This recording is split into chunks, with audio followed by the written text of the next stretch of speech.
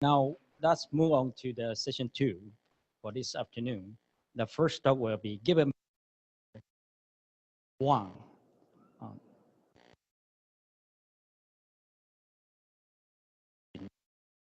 to New York City. She worked with program within Region 2 headquarters and with agency-wide to integrate environmental justice into agency implementation of its core function.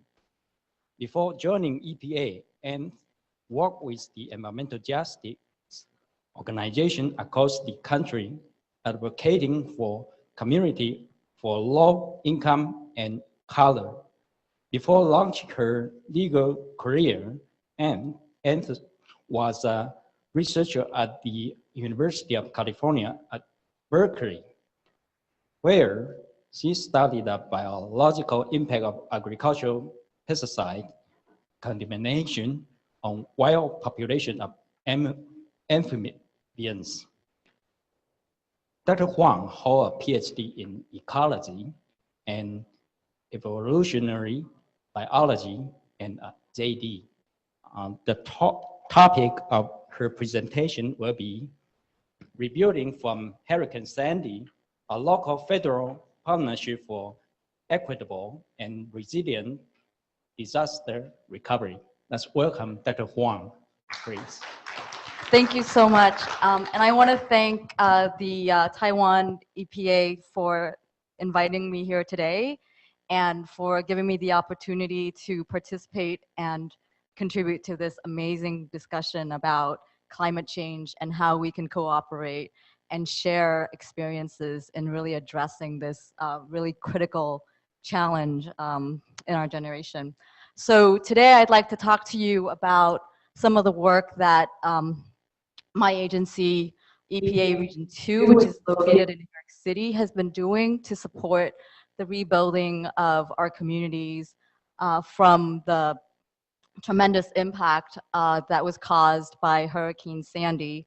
And the case study that I want to present to you today is how we've worked in partnership with local, federal, and state agencies to really affect an equitable and resilient disaster recovery for our communities. So as my colleague Irene has told you, EPA's mission is to protect human health and the environment, but we're also committed to fully implementing our nation's civil rights laws, which ensures that all of the benefits of our legal enforcement and the benefits of the education and technical support that we give to our communities are distributed in a fair and just way, regardless of race, income, or gender. So before I talk to you about the case study that I'm going to present, I'd like to take a little step back and describe to you our national framework for dealing with natural disasters. So the National Disaster Recovery Framework, or the NDRF, was promulgated in 2009, and the first time that it was implemented was in the Hurricane Sandy response. So the structure of the NDRF is that it's flexible, and it really tries to respect the individual needs of the community that's impacted by the disaster, as well as their governance, the way that they govern themselves. The function of the NDRF is to provide support for impacted communities at the state, tribal, and local levels. It's not for the federal government to descend upon an impacted community and dictate to them what steps they need to take in order to affect the recovery. It's really to give them the tools and the technical know-how to fully implement their recovery plans. And then the NDRF is also focused on enabling coordination and collaboration, not just between the coordinate levels of government, but also regionally, so that So for example, with Sandy, the impacts was felt across a region and not just, within individual localities. And so how do we plan for recovery as a region so that actions taken by one locality doesn't hurt or negatively impact another locality? And the objective of the NDRF is to fully restore, redevelop, and revitalize the health, social, economic, natural, and environmental fabric of the impacted communities. So restore them to whole. But that doesn't necessarily mean replacing what was there before the disaster, and I'll explain what that means in a second. And then the second objective is to build resilience. So it's not just to bring back what was there before, but to rebuild so that they can plan for and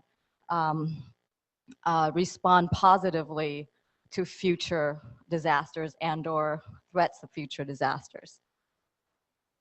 So the elements of the NDRF are to define the core functions for recovery. It also defines the roles and responsibilities of individual agencies and stakeholders that are involved in the recovery. And in the natural disaster framework, FEMA really is the coordinating agency. But that doesn't mean that it has sort of jurisdictional control over participating stakeholders. It also provides a structure for communication and collaboration and guidance for pre and post-disaster planning, and that becomes very important if you're talking about building resilience into a recovery process. And then it also provides for a process for supporting communities to rebuild. So it gives technical support and the facilities for communities to really hold those important conversations about what recovery needs have to happen in order for them to become whole again.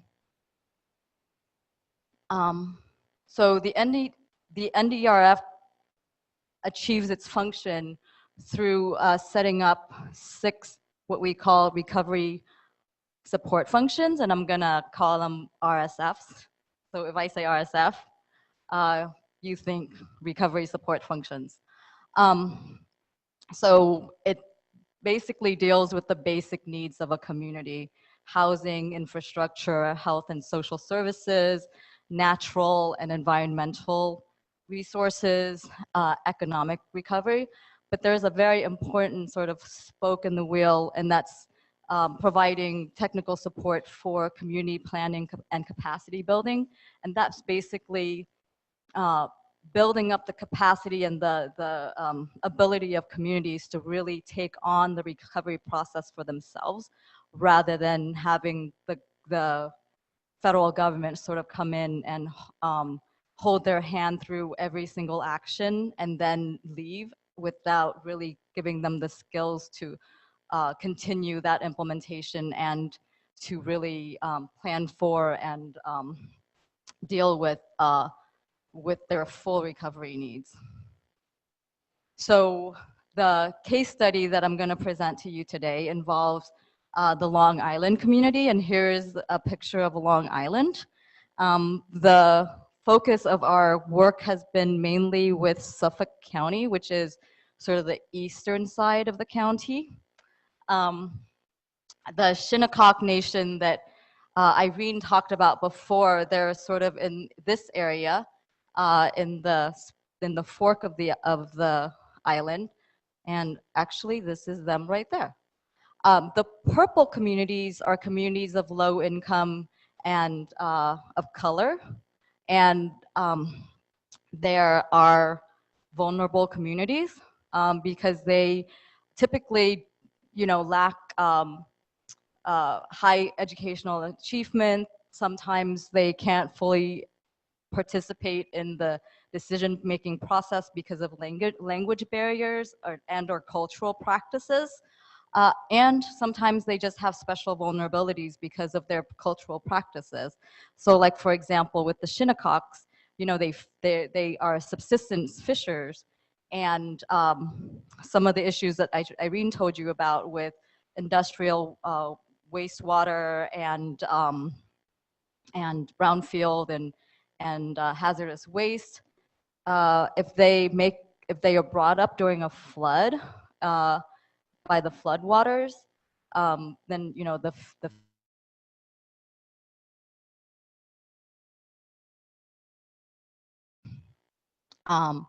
the blue lines here are the final flood water levels of Sandy. That's sort of the biggest intrusion that this area had seen in a really long time. This area here is the Great South Bay. It's got all the nitrification issues that Irene was pointing out to you. And actually, the Bay Park sewage treatment plant that was flooded and destroyed by Sandy was in this area. So that gives you sort of an orientation to where we are. And New York City is somewhere over here. And if I didn't mention it, the purple represent vulnerable communities. Okay, so just to give you some context about what Long Island is like. Long Island is a relatively wealthy community, middle to high income folks, but again, we do have pockets of low income and vulnerable populations. The island is reliant on New York City for economic growth and resilience. Most Long Islanders commute to New York City to go to work and or depend on New York City-based tourism for a lot of what they do. Housing affordability is very limited on the island because it was sort of settled by higher income New York City expats.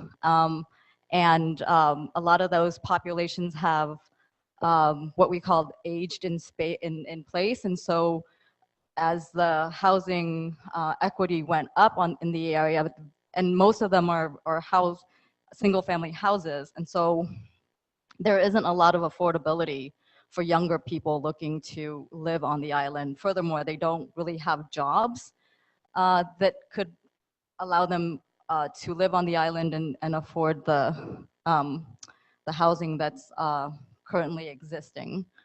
Long Island also has very limited transportation access. The New York State Transportation Authority does run rail lines supporting the northern side and the southern side of the island. But those commuter lines are focused towards getting folks into New York City and not around the island. And so what people are left with are smaller access roads that are mostly car traveled. And so traffic is a tremendous problem on the island. And so with that, you have hazardous waste problems, you have air emissions, and you have a whole bunch of health and environmental issues that you have to deal with. The environment of Long Island is, you know, it's an island, and with sea level rise and a lot of the climate threats that they face, a lot of communities face coastal flooding threats. Like I said, with the very degraded nitrogen-rich waterfronts, their coastal habitats are severely degraded.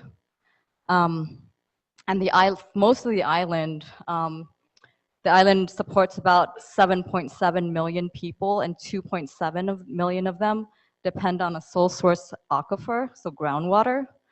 And that aquifer is threatened by industrial waste as well as the traveling nitrogen plume that's coming in from the South Bay. And so with increasing sea level rise, and they're also threatened by saltwater intrusion because of the sea level rise and a lot of climate impacts. The population, again, is mostly sort of middle to higher middle income Caucasian, but you do have some environmental justice communities. The population is also relatively old. And so, but again, there's no economic opportunities to retain the young people. And so they're actually experiencing a large exodus of their younger professionals, which sort of is a brain drain for their communities. So this is just to show you the area of the kind of dirty layer on top are the communities that are dependent on the sole source aquifer. And so as you can see, most people use that as their drinking water source. Okay, so when Sandy hit New York State, it caused the region, New York metropolitan area, $60 billion in economic loss. And that's not including the pain and suffering of displacement of a lot of people, as well as, the frustration and emotional drain that it takes to sort of recover from this. So a lot of folks still are not back in their homes, and as you can see, the floodwaters came in very high. Their coastal communities are completely devastated. So this is not an atypical picture of what happens to a coastal home.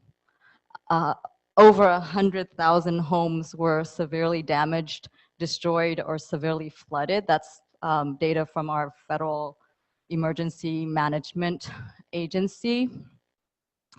And the toll for impacted buildings is much higher. It's over 900,000 buildings were impacted by the storm. This is just a tally of the ones that were destroyed. The other problem with Sandy was that it knocked down a lot of power lines and trees. And so over 900,000 homes lost power, and many of them for up to 1 month. And the downed power lines also caused a lot of fires and a lot of grief for folks.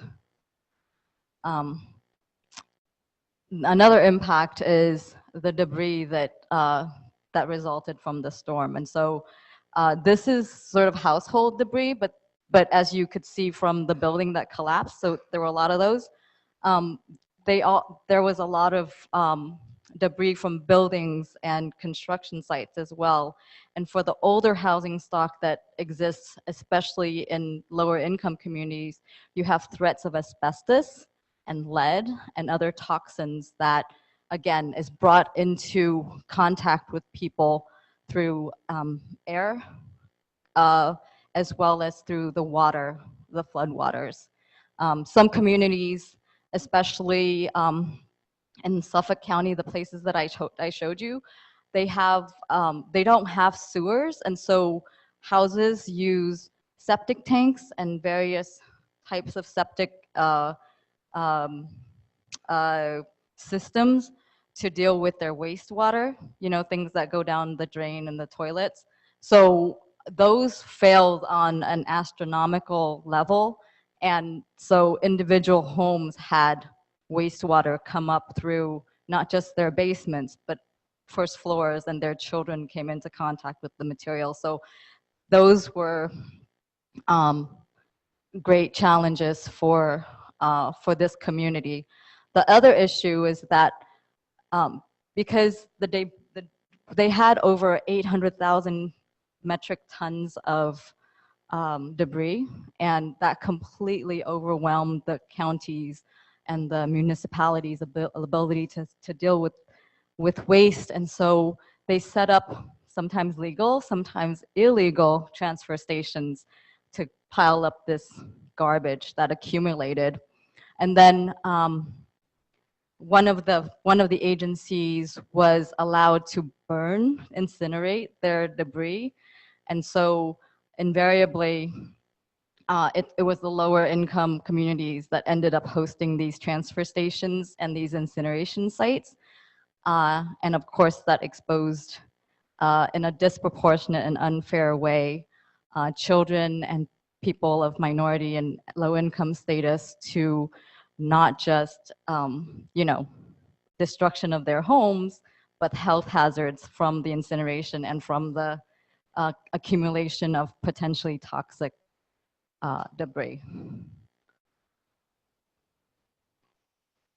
So now I'm going to transition into telling you about how Region 2 and the federal agencies got together and implemented the NDRF. So EPA had many roles in the recovery, and it participated in all of the RSFs that I discussed before, but the biggest role that we played was in the implementation of the community planning and capacity building RSF, because that really was where we could input into resiliency and sustainability and equitability. So the work that I'm going to tell you about is, I'm the one who's lucky who got to be here to tell you about it, but it was done in partnerships with my colleague Robbie Kieber and a lot of other regional staff who supported us with data and technical information, as well as our partners from other federal agencies, the state, the county, and local nonprofit organizations and community leaders. And we got together and formed the Sandy Sustainability and Equitable Development Working Group. We needed the group to have wide enough membership so that we can tap into the resources of the different levels of government as well as the community that was impacted. But we also needed it to be small enough to be nimble and respond to the individual needs of the community as we learned it from the people themselves. And so our working group is comprised of about 10 people who sort of reach back into our agencies and really bring resources and knowledge to the table to really deal with Long Island's recovery needs. We also chose a tailored approach and really worked with the counties and the municipalities to understand their needs through a needs assessment, and we discussed it within the working group. We also aim to, again, connect resources from our individual agencies with the needs as they were conveyed to us through our needs assessment. So the support that we provided to the community was we organized the agencies to share data and analytical tools. We provided capacity building through training the local communities in health impact assessment. This is a protocol to improve the environmental impact assessment protocol that's spelled out in our National Environmental Policy Act to include a specific health analysis, because the NEPA process only really deals with environmental impacts, and sometimes there are specific health impacts that are not considered in that protocol. We also provided training in what's called scenario planning, which is it's a set of software and an approach to really allow decision makers and stakeholders to look at their options. So in any recovery or any development program, you have different options that you can consider. And if you can look at them and study them in an organized way, it makes the decision that much more informed. We also trained communities in the local governments and the state in community engagement. And so for folks that have worked in disaster recovery, you'll realize that community engagement in a disaster recovery framework is much more difficult and much different from a normal, sort of like, oh, well, I'm gonna put a bridge over this river. If you're just responding to that bridge in sort of an equilibrium and normative situation, you're gonna see that as, you may see the benefits of the bridge and some negative effects of it, but you're sort of dealing with it from a very calm and studied perspective. In a natural disaster recovery, emotions are very high. Everybody has very and understandably selfish needs that they need to fulfill. And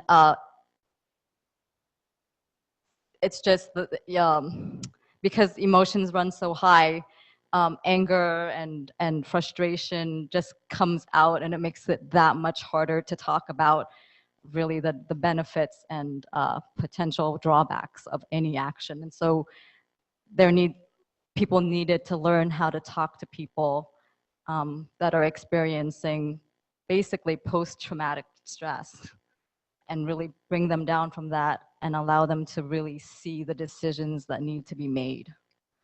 The other types of support that we provided was we are developing a health impact assessment and a monitoring protocol for communities, so that after they have used health impact assessment and environmental impact assessment to study their choices, and they've implemented whatever decision that they make, they can really monitor that project to see if additional mitigations need to be taken and or additional steps need to be taken to really fully implement the decision as they thought it would play out.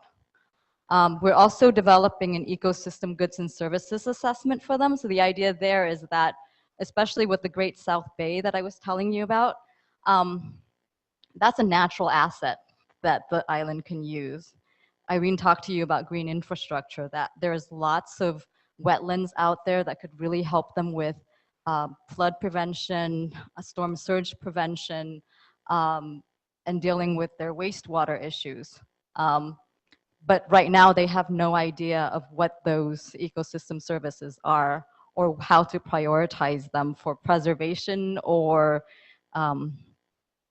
for improvement. So this assessment methodology is really going to give them that, so that again their decision becomes that much more informed.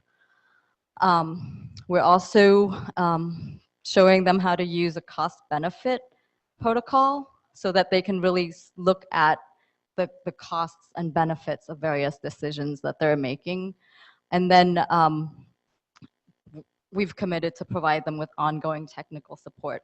But again, the idea in these trainings and these technical support is to build the capacity of the community to really affect and implement their own recovery, because it's not the aim of the federal government to sort of dictate to them the actions that they need to take. We don't have the long-term commitment nor the resources to pour into a single community that the local government has. And by and large, most of the local government people live in that community, so they have ownership and they have what we call in America skin in the game. Those decisions are going to affect them and their family, basically. So they're going to want to make the best decision that could be made. So the last thing that I just want to share with you is the type of tools that I was talking about. So again, we work a lot with NOAA, FEMA, and the state and a lot of other stakeholders to provide tools for recovering communities to really maximize the good that they do. But at EPA, we've developed a program called EJ Screen. It allows the user to really map out vulnerable communities. So the color codes is the darker colors, and I mean the more intense colors. So red, yellow, and orange are the areas with vulnerability. And you can do this in EJ Screen for 12 environmental indicators, mostly toxins and proximity to toxin generating facilities. But this really gives you a visual and a way of analyzing geographically the needs of individual communities that you're working with. Again, the aim of our recovery support is to rebuild the coast of Long Island in a more resilient and a more community conscious way.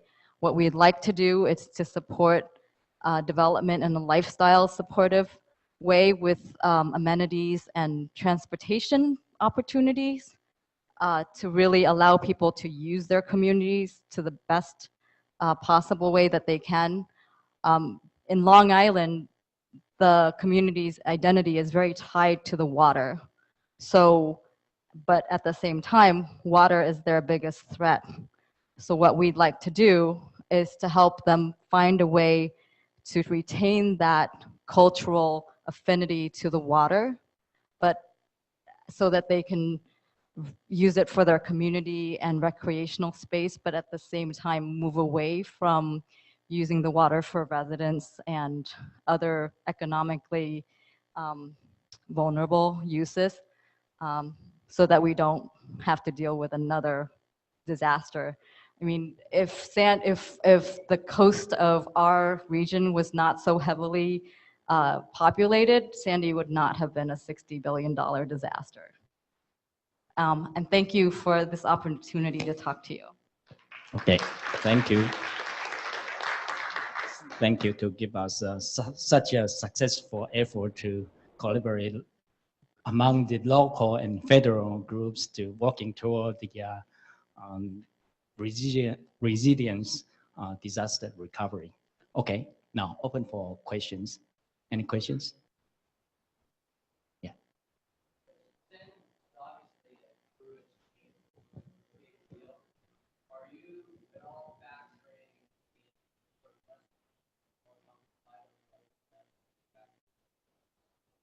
Yeah, so that's the whole idea about moving residential and economic uses away from the coast to the more inland areas that are more protected.